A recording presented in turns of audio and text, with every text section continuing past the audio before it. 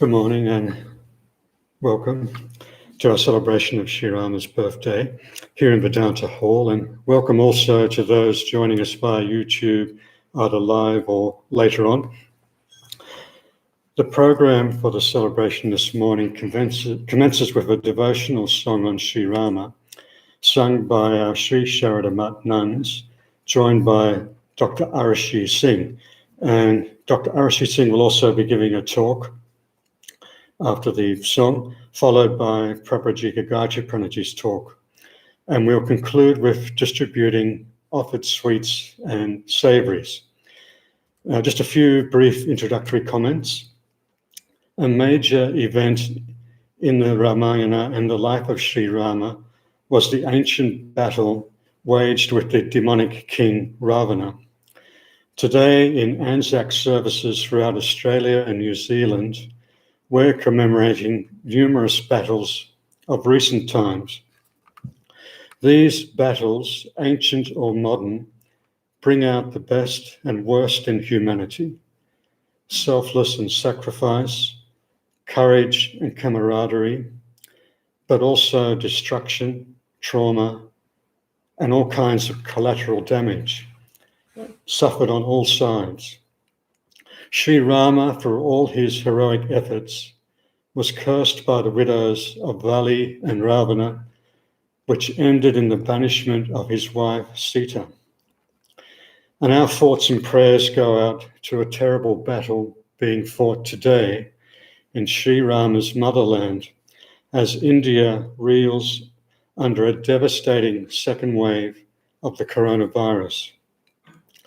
On a deeper level, we know that the Ramayana war is an allegorical one, symbolizing the battle we must wage on our lower nature. That is a battle beyond curses and collateral damage, ending in the sweetest peace of all. And with that, I invite the nuns and Dr. Arushi Singh to come and sing a hymn.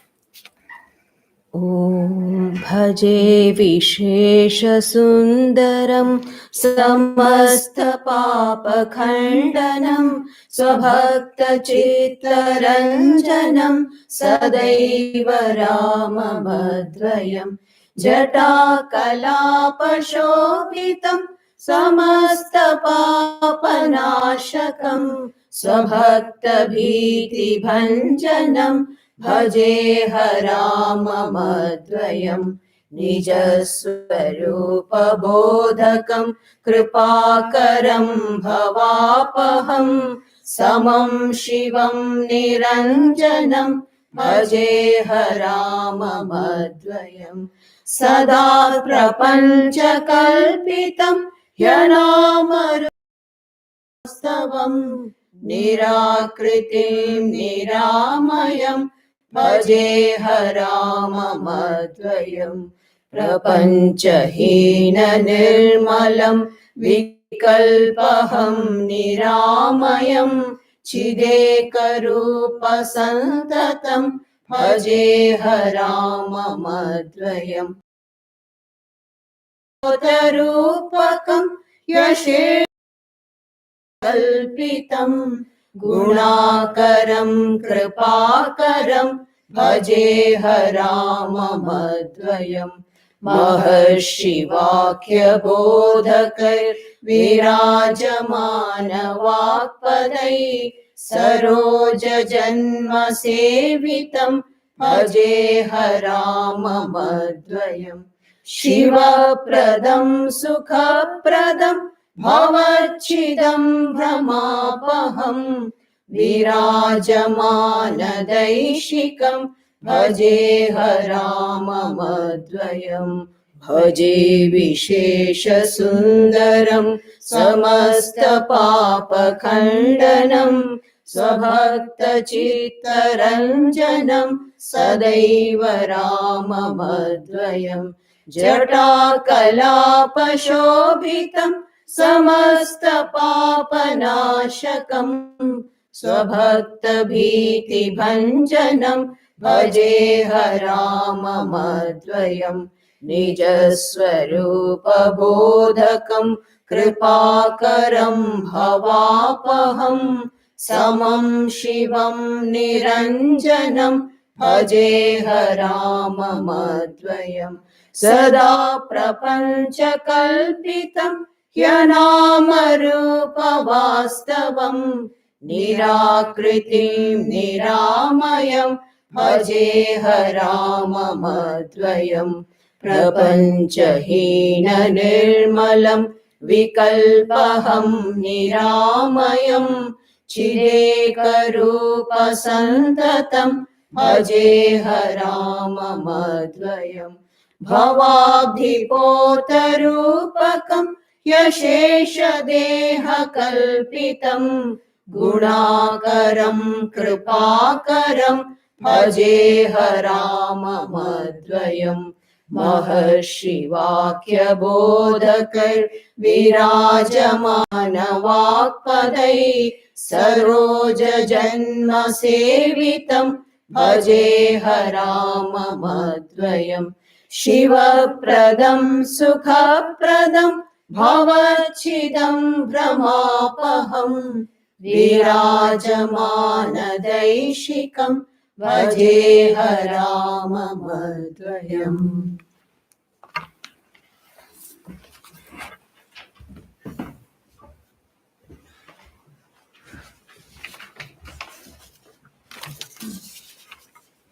Good morning. Pranams Matajis. Greetings to all who have gathered today.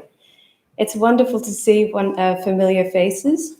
For those who don't know me, my name is Arushi Singh, and I've been coming to this very hall since I was 4 years old. Today I've been given the opportunity to speak about Sri Rama, or Sri Ram as we say in Hindi, on this holy occasion celebrating his birth.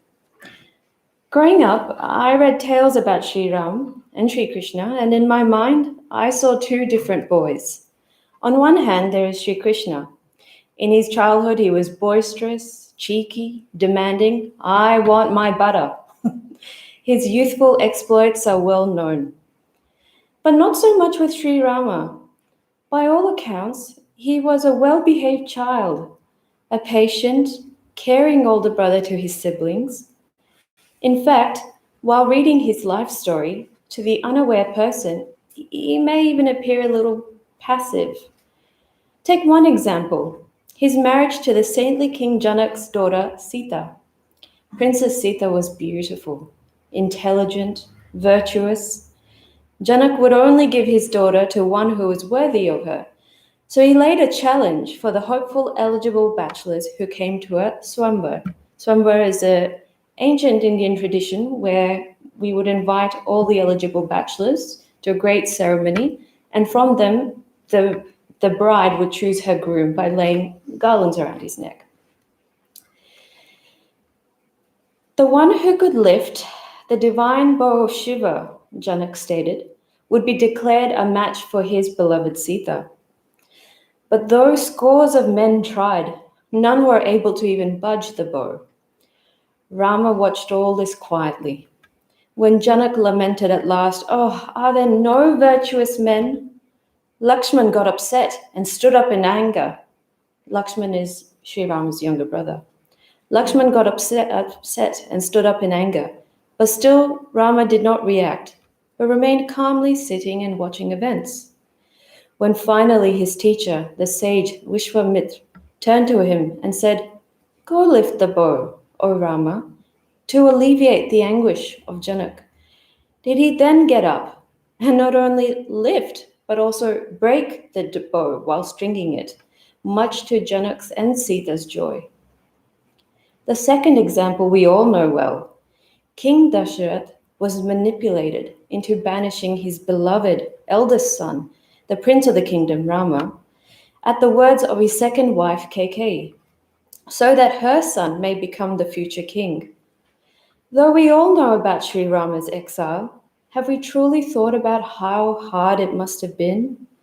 Sri Ram, the crown prince and the apple of Dasharath's eye, his wife, the precious daughter of King Janak and princess of Mithila, and the young prince Lakshman, all leaving the kingdom on foot. They could not simply go and settle in some ally kingdom where they would have the comforts and privileges of respected royalty. They had to live in the forest. And now we are talking about thousands of years ago. The Ramayana, we estimate, could be as old as 5000 BC. So thousands of years ago, there were no waterproof tents, no warm, cuddly North Face jackets and sleeping bags, no insect repellent. That's a bad one. No filtered water or canned food.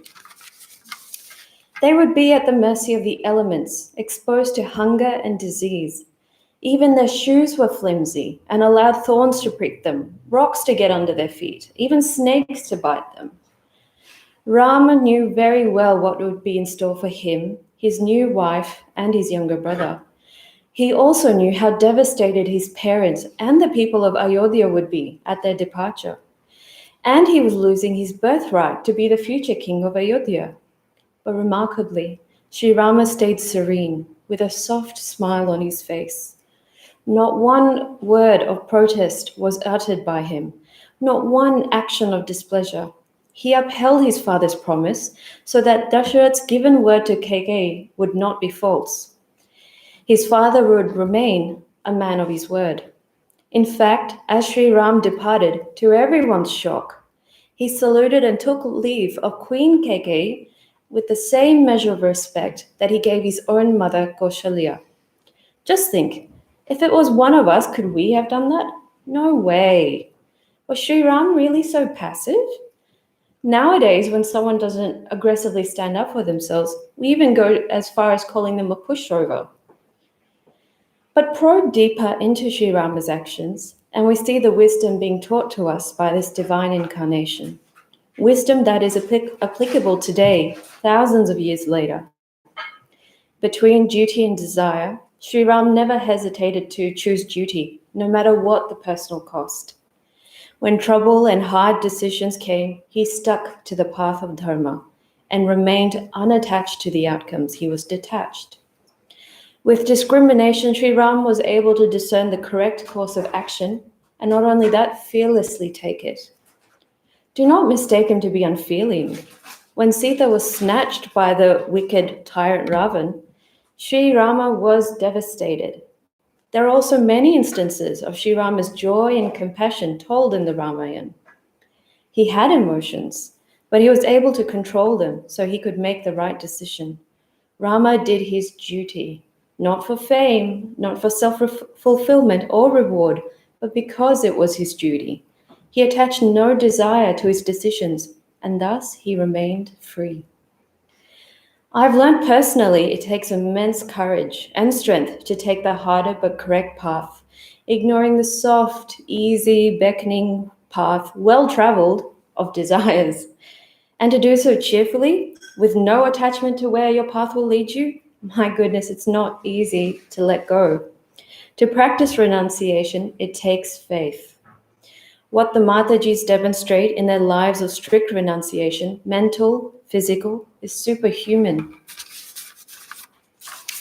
Just a quick personal example about letting go.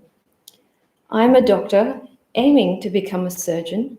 Surgery at present is the most competitive field in medicine. It takes working hard for years just for the opportunity to apply to the surgical training program. Even then, of the thousands who apply every year, only a few hundred get selected. I work every day. For a few years now, I've been surrounded by anxious trainees like myself, always worrying about, are they doing enough? When should they apply? When will they be selected? Do our mentors like us enough to give correct references? Are they in a good mood today? Are they in a bad mood today? Could I ask them for reference today? Added to our normal work pressures and hours, it's enough to drive some out of their minds, and even sadly, as the news tells us, sadly to suicide. It gets to me too.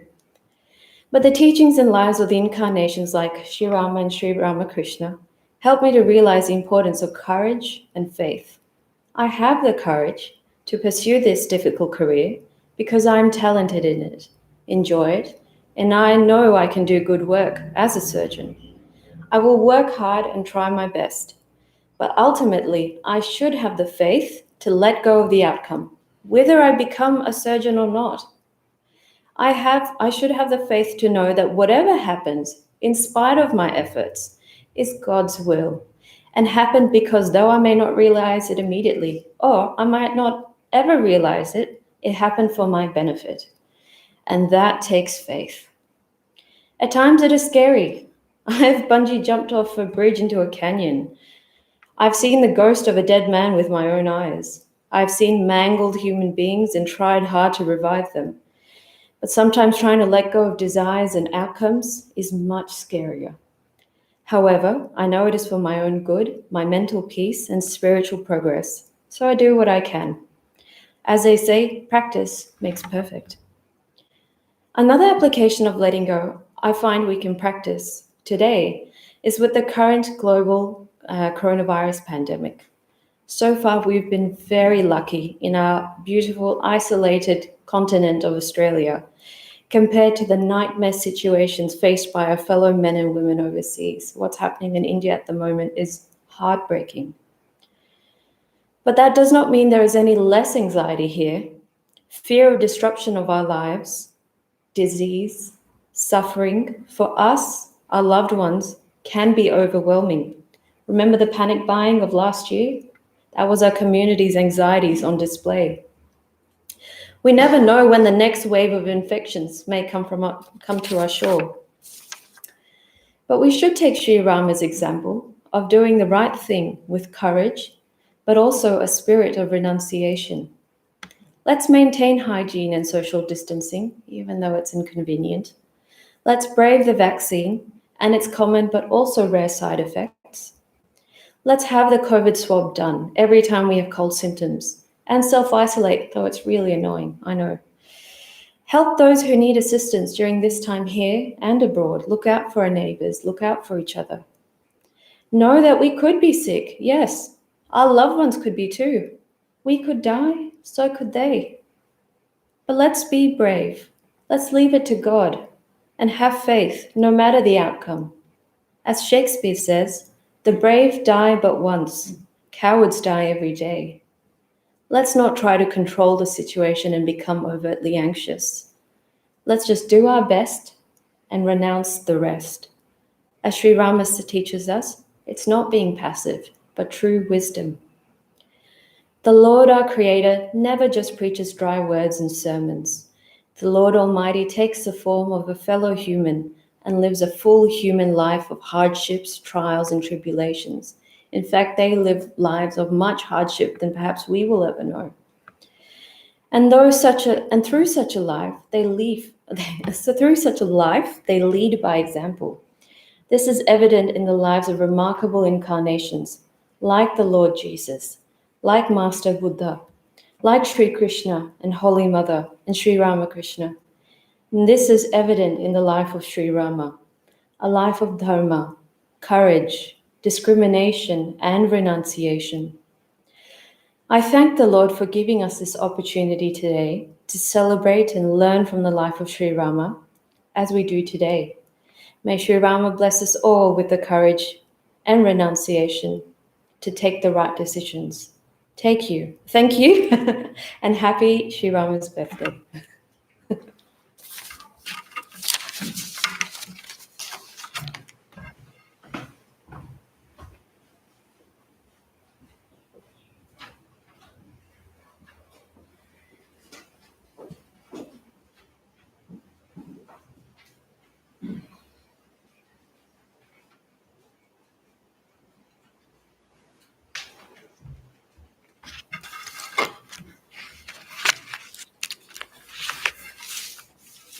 Thank you, Arushi. It was good.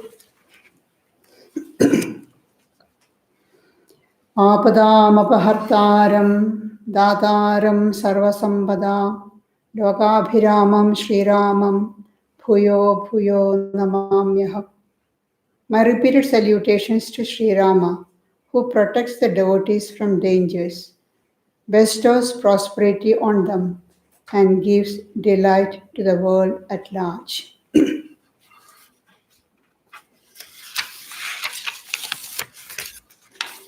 The two great epics of India are Ramayana and Mahabharata. They have influenced the national life of the people for thousands of generations. Young and old, rich and poor, scholars and illiterate, all have absorbed and to some extent or other the great ideals conveyed in these two epics. If you look at these two epics, both deal with the story of royal family. Now, in the present time, the last few months, I should say, we have been so much taken up by the story of the royal family, not Australian, but British royal family. These both epics are about royal families. In Ramayana, the characters are few, the storyline is simple, not too complicated, whereas Mahabharata goes for 4 generations. There are so many interconnected families, large number of characters. Then again we find the author of both epics, Valmiki and Vyasa, are part of the character, among the characters of the epic. Rama was depicted by Valmiki in Ramayana as an ideal human being, whereas Vyasa's Krishna in Mahabharata and again later in the Bhagavata is a divine being with a very thin covering of humanness. And both the epics deals with the struggle for succession to the throne. In the Ramayana, we see the brothers vying with each other to give up the throne, whereas in Mahabharata, the cousins are fighting and end up in a big battle, which is total destruction. So let's look at Valmiki's Rama. Valmiki's Rama is an ideal human being, an ideal son, an ideal husband, ideal brother, ideal king, and even an ideal enemy. Holding on to a high ideal is not easy. Life presents us with many situations where making compromise to your ideal can be an easy, comfortable, smooth sailing path. Holding on to such ideals in situations which are really trying shows the character, the high character of the person concerned. And what are the virtues that Rama held on to? The main virtue we can say is Satya and Dharma, truthfulness and righteousness. These two virtues test the person who will try to live the life holding on to these two virtues. They say if a person is not established in truth, that person cannot lead a righteous life. And we know Sri Ramakrishna saying, truthfulness is the tapasya, is the austerity of this age. Sri Rama was the embodiment of these two virtues, truthfulness and righteousness. If, as Arushi already said, if a person of less caliber than Rama had to face such calamities, I don't know what sort of situation have ended up with. And again, if a person of Rama's caliber had to face such calamities, then what about ordinary people like us? It's no wonder that we also face many difficulties. So Rama, through his life, give us inspiration and encouragement to hold on to these two virtues and face the difficulties of the life. To quote Swami Vivekananda, Rama, the ancient idol of the heroic ages, the embodiment of truth, of morality, the ideal son, the ideal husband, the ideal father, and above all, the ideal king. This Rama has been presented to us by the great sage Valmiki. Now, if you want to lead a life holding on to Satya and Dharma, that is truth and righteousness, you must be ready for sacrifices or renunciation. And higher the character of the person, greater the sacrifices demanded of him or her. Now, in the episode of the banishment where Rama was banished to the forest, I'm just taking it for granted that all of you know the story of Rama's banishment, and Arushi already mentioned it as according to the wishes of the Queen Kaikeyi, king had to banish him on the eve of his being crowned the crown prince. That's the important thing. He was going to be crowned the next morning, and the previous night, Kaikeyi asked, he should be sent to the forest for 14 years, not just a year or two. For 14 long years, he must spend the time in the forest.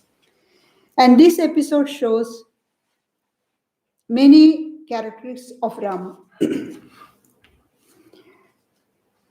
First and foremost, the ideal son. It's a duty of the son to fulfill father's promise, to keep up the word of the father. When he was told that he has to go to the forest, he expressed no sorrow, no disappointment, nothing. Emperor Dasharatha was so upset that he could not tell that. Only Kaikeyi, Rama was wondering why the king is so upset and asked Kaikeyi, what's the matter? Then she said, I will tell you if you promise to uphold the word given by the king. And then Rama replies that, you know that I always speak the truth. Rama never speak a second time. But that means once I say something, it is there. As a chisel in rock. It won't change. And then Kaikeyi tells him, no, I had got 2 boons from the king many years ago, and now I ask for those 2 boons, as one is, you should be banished to the forest for 14 years, and second boon, my son Bharata should become the king. And the king is bound by his word, by his pledge. And Valmiki says, when Rama heard that, not a muscle moved on the noble countenance. It shone in full luster as it always did. Nobody could see that a lightning strike had fallen. There was no change in his expression. Didn't he feel any unhappiness at all? He did feel. The poets say that when he went to, after giving the promise and telling Kaikeyi, I will leave the forest straight away, he went to break the news to his mother, Kausalya. In the meantime, Mother Kausalya, Queen Kausalya is so happy. Her son is going to be crowned a crown prince. So she is busy with worshipping. There, he had to break that heartbreaking news to her. So, Valmiki says, he went there controlling the unhappiness within his own heart. So, it's not that he didn't feel anything. He's not an unfeeling person. He had the feeling, but he controlled his feelings, unhappiness, and went. But we see completely different Rama when he went to Sita. After consoling, telling all the information and consoling Kausalya, he went to Sita, to his own house and to a palace, and to break the news to Sita. Sita, who was full of expectation, rejoicing, oh, the husband is going to be crowned the crown prince, he could not control his grief. So why these three different type of reaction? Kaikeyi had a little doubt whether Rama will obey his father's, keep up his father's pledge and go to the forest. Because he has got the right to the king throne as the eldest son. That's a tradition. The eldest becomes the king. And to remove her doubts and to spare further embarrassment to the king. He is already embarrassed and suffering. Suffering to the king.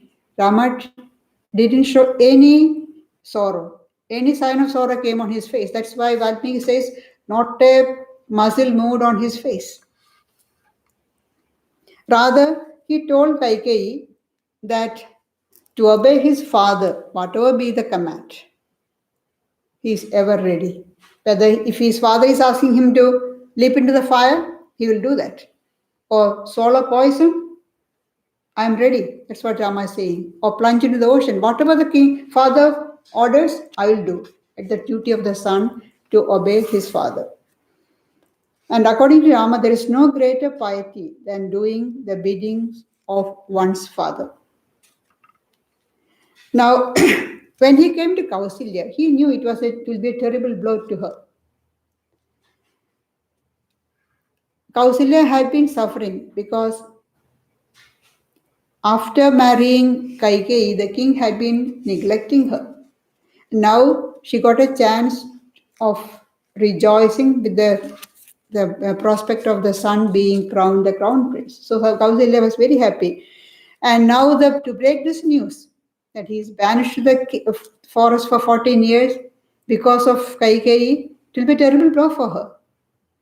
So controlling his sadness, he tries his best to convince the mother why he has to go to the forest.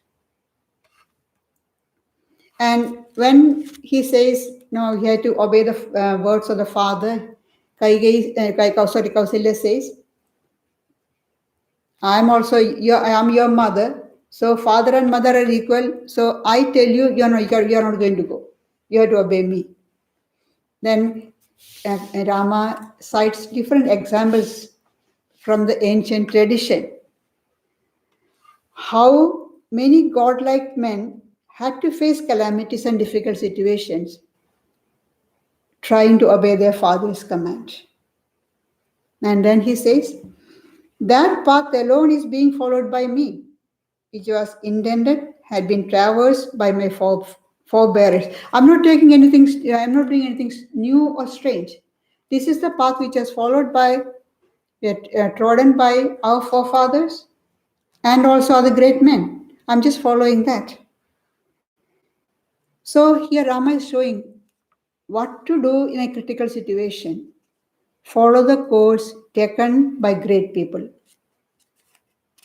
Try to imagine how they would react or how they would respond to such a situation and try to do like that, similar things, or respond similarly. Their footprints are there on the sands of time.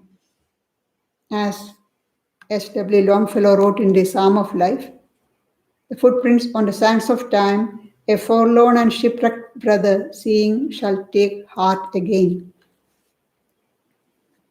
So at last Rama was able to convince his mother. Before that, she even wanted to accompany him to the forest.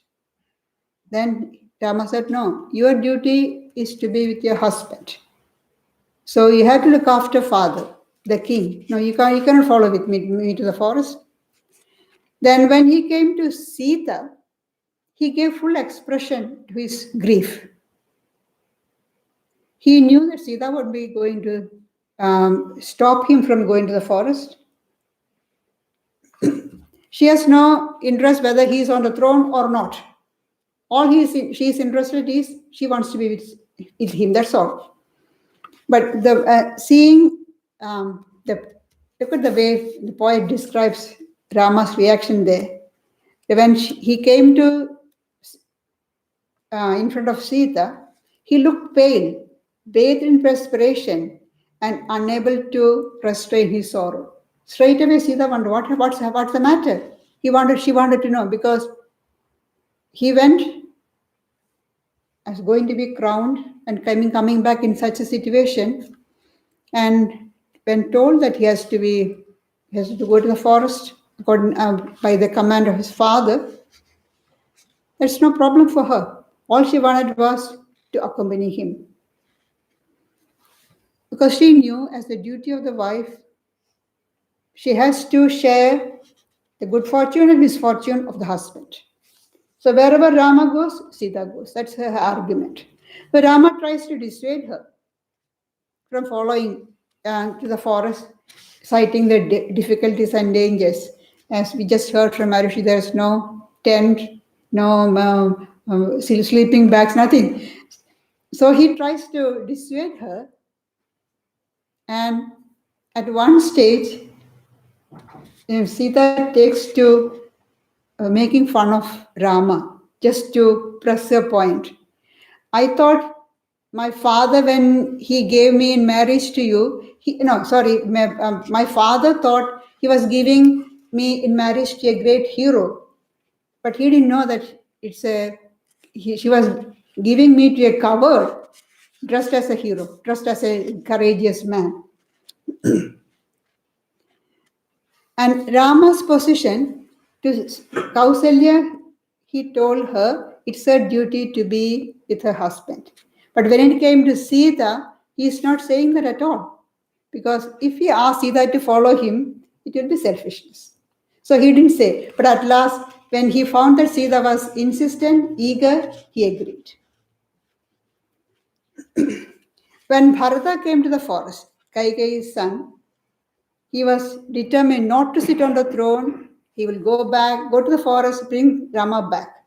So he came to the forest with the mothers, sage Vasishta, sage Jabali, all the family priests.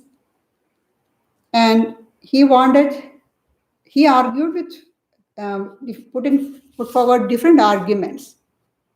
But Rama was adamant, determined, no, he will fulfill the promise of the father. Then the Vasishta and Jabali put their arguments. Jabali said, sage Jabali, Dasharatha is dead. The king is dead.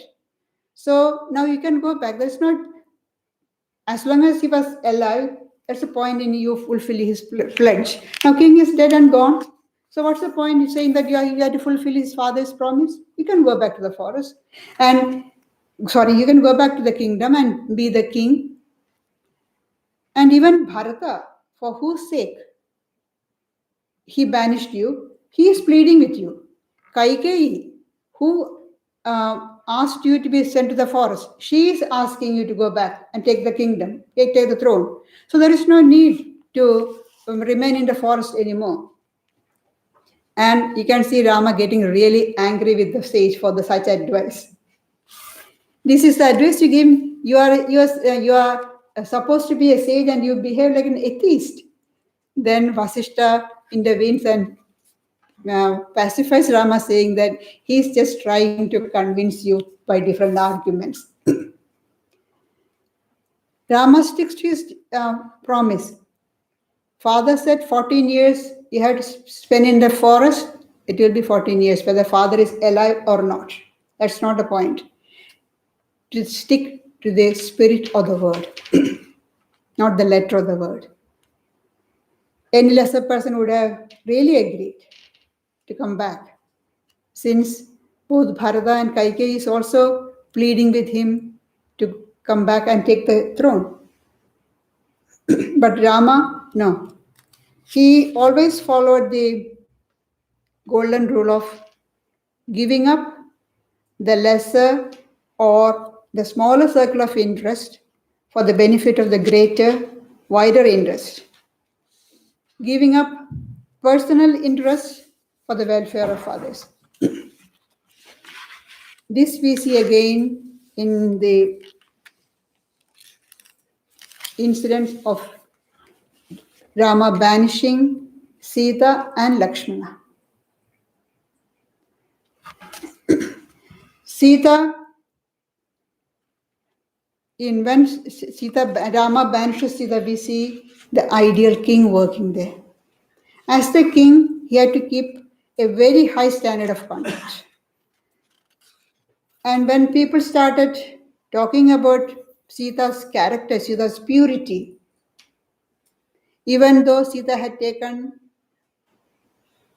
a fire test, literally fire test, not figuratively, literally fire test. She entered the fire after Rama killed Ravana. Rama told Sita at that time, I have killed Ravana to uphold the honor of my family. I don't have any interest in you. I'm not going to take you back. You can go anywhere, wherever you want. You can take whomsoever you can live. It's really hard, which we find very, very hard to accept from the side of Rama.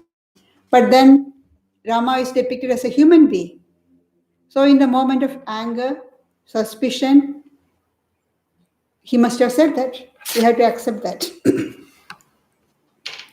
And what was Sita's reaction at that time? When she found that Rama is very stern and suspecting her purity and chastity, well, she asked Lakshmana to build a funeral pyre and she jumped into the fire. And the story goes that the god of fire brought her out seated on a throne, saying, she is purity itself. Fire cannot touch purity. The fire cannot touch the fire of her purity. It is too hot for the fire. So immediately fire brought her out. So she had proved her purity, chastity in the fire ordeal.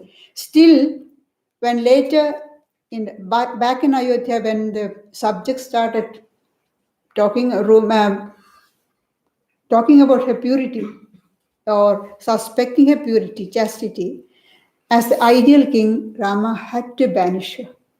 So that's why I said banishing his or giving up, sacrificing personal interest, personal joy for the welfare of others. As the ideal king, he has to have a very high standard.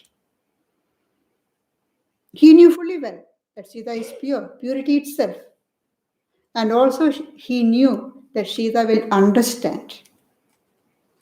And we see that in Sita's Sita never had a complaint, not a word of complaint against Rama for banishing her. Swami Vivekananda says, the king was the slave of his people and had to bow to public opinion. The king, the ruler, he is the slave of the subjects. The subjects, we say that's in democracy, well, we are the rulers and our elected members are subject to us. But we don't see that. Whereas here in the monarchy, the ideal king is the slave of the subjects. He had to bow down to public opinion. And that is the only way to regain the trust of his people. Though it broke his heart, he had to send Sita to the forest. It's not for 14 years. There's no question of taking her back. He had to follow dharma, however hard it was for him or Sita. Again, to uphold truth, he had to banish Lakshmana. That is much later, towards the end of the story of Ramayana, we see Rama has fulfilled his mission on earth. The purpose for his birth, he had finished. Then Yama, the god of death, came to him to tell, in the form of an address disguised as an ascetic, you have fulfilled your purpose, it's time for you to leave. But before that, he came as an ascetic and told, I want to have a private audience with you. If anybody overhears our conversation, that person should be put to death. Rama agreed and asked Lakshmana to guard the door, leaving the the palace guard away. So Lakshmana was standing guard at the door so that nobody will come and interfere or interrupt, and nobody will overhear the conversation. At that time, sage Durvasa came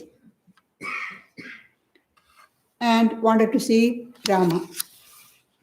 Lakshmana told him Rama is having a conference, a meeting with a ascetic. What can I do for you? I want to see Rama just now, straight away. If I don't see Rama, I'll curse you. Your whole family will be destroyed, the whole kingdom will be destroyed. Now Lakshmana has got the choice to save himself or save the whole family and the kingdom. If he go and interrupt, he will be killed, because anybody who is overhearing the conversation should be put to death. That's the condition the sage, the ascetic has said. There's a conflict between self-interest and the greater interest of the nation. Lakshmana chose the second one. He knew, now if I go and interrupt, I'll be put to death. Lakshmana had to go. Lakshmana went and told Rama, sage Durvasa is here. So Rama came and asked Durvasa, what do you want? What can I do for you? Oh, I have been fasting for I have been going through a long fast. I want some food. That he could as well told Lakshmana. No, he wanted Rama. So Durvasa was satisfied, pacified, pleased, and he left. Now Rama is left with a question. He has to kill Lakshmana. Lakshmana should be killed. What to do? Lakshmana came forward. Yes, please go ahead with your duty. It's your duty. You have given your word that anybody who overhears the conversation should be put to death. Then Vasishtha came forward to give a solution, banish him, because in such situation, banishment is equal to death. So Lakshmana, who was almost like a shadow of Rama, from the childhood, from babyhood, or from childhood, Lakshmana was always attached to Rama, going with him all the time. When Rama was banished to the forest, only Rama had to go. Sita, of course, went to be with her husband. What about Lakshmana? Lakshmana could not live without Rama. So Lakshmana also went. And that Lakshmana is now banished because that is holding on to truth. And we can never think of Rama without remembering Sita. Sita was fully established in Dharma just as Rama was. When Rama tried to dissuade her from accompanying him to the forest, this is what Sita said. I have been fully instructed in my duties by my mother and father. I have no need for instruction in what I have to do now. You don't have to instruct me. I know. I've been taught very well by my parents what I should do. I shall enter into the deep forest. I shall willingly dwell in the forest as formerly I inhabited the palace of my father, having no anxiety and reflecting only on my duties towards my Lord. In fact, we see that she spent most of her adult life in the forest.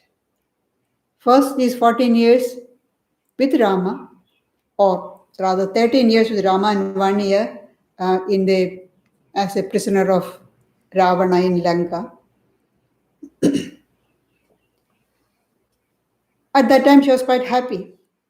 But later, abandoned by Rama at the hermitage of sage Valmiki. But she never uttered a word of complaint or a harsh word. She endured all her misfortunes bravely as the duty of wife. In Sanskrit, for wife, the term is Sahadharmani, co-religionist. In Hinduism, in early days, when they had to perform any great ritual or sacrifice, the householder should have the wife, the man should have the wife next to him.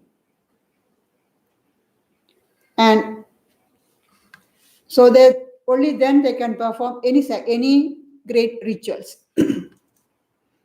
And in the case of Rama, we see after Rama banished Sita to the forest, he is still ruling the kingdom. He had to perform many sacrifices. And the people said, no, you have to marry again. You don't have a wife with you to sit for the sacrifice, you have to marry. That's the only time Rama stood against the wishes of the people. They wanted him to marry second time. He said, no. For me, there is only one person, that is Sita. So what did he do? He made a golden image of Sita and kept that next to him to conduct the sacrifices. And Sita, it was, as co-religionist, Sahadharmini, it was her duty to help her husband fulfill his duties. And as the ideal king, he has to keep up the high standard. So it was her duty to help him hold on to that high standard. So just as Rama is the ideal man, Sita is the ideal woman. No sacrifice is too much for that. Sufferings does not matter at all. With our modern measurement or standard, we may find it hard to accept it. But this was the ancient ideal. And Swami Vivekananda could never speak enough of Sita.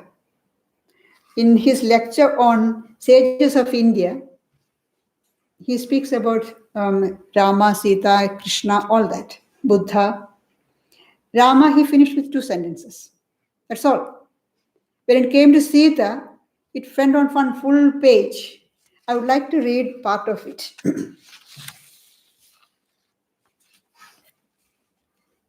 He says, you may exhaust the literature of the world that is past, and I may assure you that you will have to exhaust the literature of the world of the future before finding another Sita. Sita is unique. That character was depicted once and for all. There may have been several Ramas, perhaps.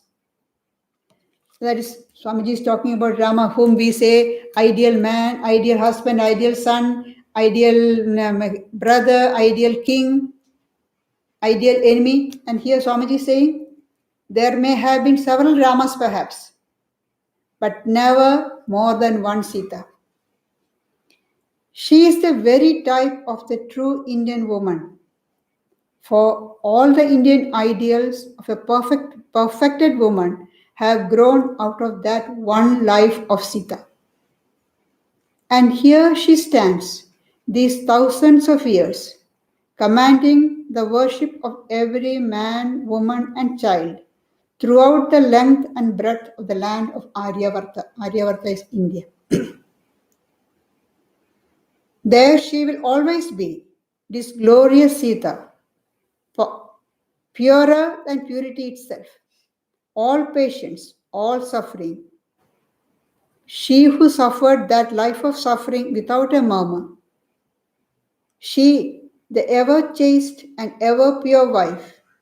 She, the ideal of the people, the ideal of gods, the great Sita, our national god, she must always remain. This talk was given in Madras. That's why he's speaking about like this. Mark my words. Sita has gone into the very vitals of our race. She is there in the blood of every Hindu man and woman, and we are all children of Sita. In another lecture on Ramayana, given in California in 1900, Swamiji gives a little explanation why we hold on this ideal of Sita. Sita who has suffered so much. We cannot understand now with the present thinking. We find why should she suffer so much? Why should the woman suffer so much? So Swamiji says here, when you study these characters, you can at once find out how different is the ideal in India from that of the West. For the race, Sita stands as the ideal of suffering. The West says, do, show your power by doing. India says, show your power by suffering. There's two different ideas. The ideal of the West is show your power by doing. Do and show your power. Whereas the ideal of India is show your power through suffering. Sita is the name in India for everything that is good, pure, and holy. Everything that in woman we call womanly. Then Swamiji continues to say, who knows which is the better ideal? Whether the ideal of the West, show your power by doing, or the ideal of India, show your power through suffering, who knows which is best? We cannot say this ideal is good, is the best one, this or the other ideal is best one. We don't know. But then he continues saying that let each follow their ideal. But now the whole world has become one, and there's a clash of ideas. So we find fault with Rama for banishing Sita to the forest. But that was the ideal of India at that time.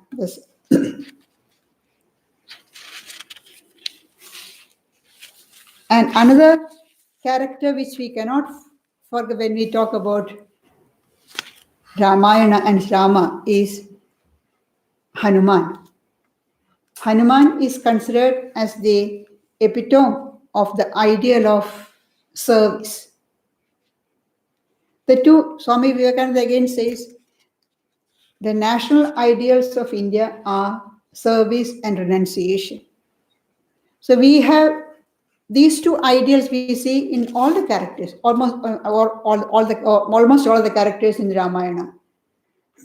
We spoke about renunciation or sacrifice of Rama, Sita, Lakshmana, and we again, Bharata, the same way, we see the ideal of service in their life. Rama started his duty of service from the time he was a teenager. The sage Vishwamitra came to the court of Dasharatha asking the help of Rama to subdue a demoness. They had just finished their education and came back to the parents. They're still teenagers, not experienced in warfare or anything. So Dasharatha says, they are still children. I can come with you and help. And Valmiki says, Vishwamitra says, no, I want Rama to come. And all the arguments of Dasharatha won't satisfy Vishwamitra, and then Vasishta, the family priest, he said, no, while Vishwamitra knows the power of the valor of Rama, he will be able to subdue the demoness. Don't worry, and he will look after. He's an expert in all the warfare.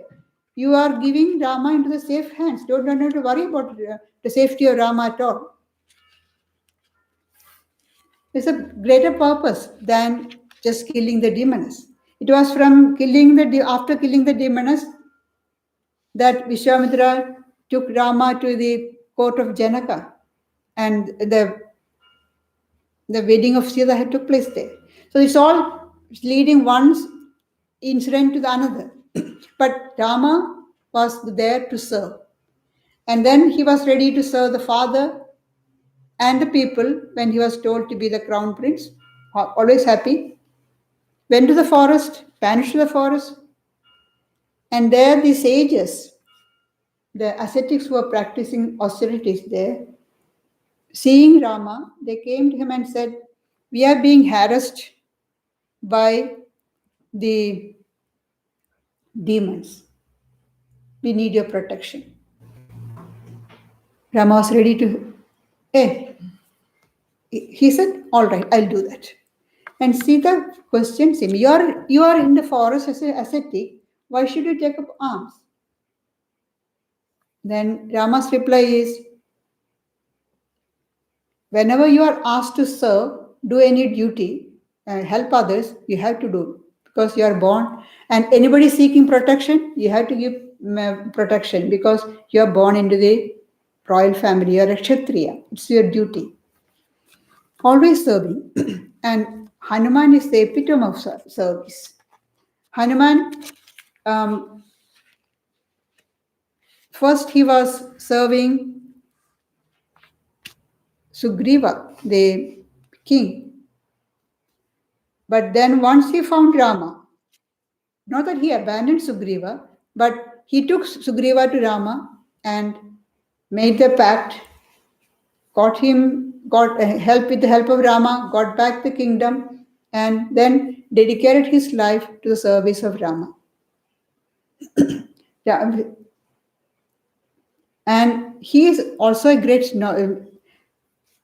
It is to Hanuman that Rama gave his ring to give to Sita, because he knew that wherever Sita is, whichever part of the world Sita is, Hanuman is the one who will be able to find her. So to make, as a token of recognition that he is Rama's envoy, is a proof. He gave the ring. And to prove to Rama that she had seen Sita, Sita gave a jewel from her on the head which was wearing. I'll just conclude with a few words that Sister Nivedita wrote about Sita. It's interesting. Once Nivedita, in her school, asked the children, "Who is your queen?" And the children, of course, you remember that was time when under British rule, they all said Queen Victoria. She was so saddened, disappointed. She said, "No, your queen is Sita." So this is what Sister Nivedita wrote about Sita. She shared a throne, yet never forgot that for their people's good and not for their own pleasure do sovereigns reign. She knew the highest human happiness and was not blinded by happiness. She knew the deepest and bitterest sorrow and lived serene amidst her sorrow. Such was Sita, Queen of Ayodhya, crowned of love, veiled in sorrow, and peerless amongst women. So we have this idea of Rama and Sita in front of us to lead us,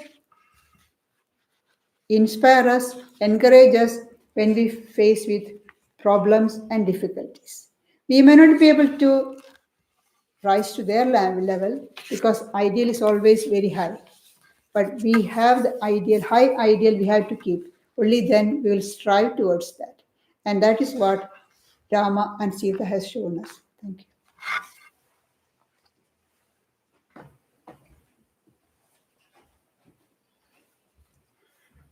Just a few announcements. Next weekend, Gayatriprana will be in Adelaide. It'll be a case of third time lucky. We've tried to go twice now. They were scuttled due to coronavirus.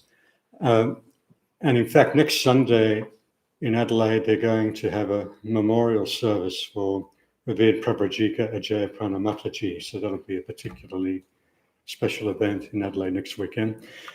This coming Thursday, we have the weekly yoga class, Thursday morning from 10 to 11:15 a.m. There will not be any discussion next Friday night because Gayatriprana is in Adelaide.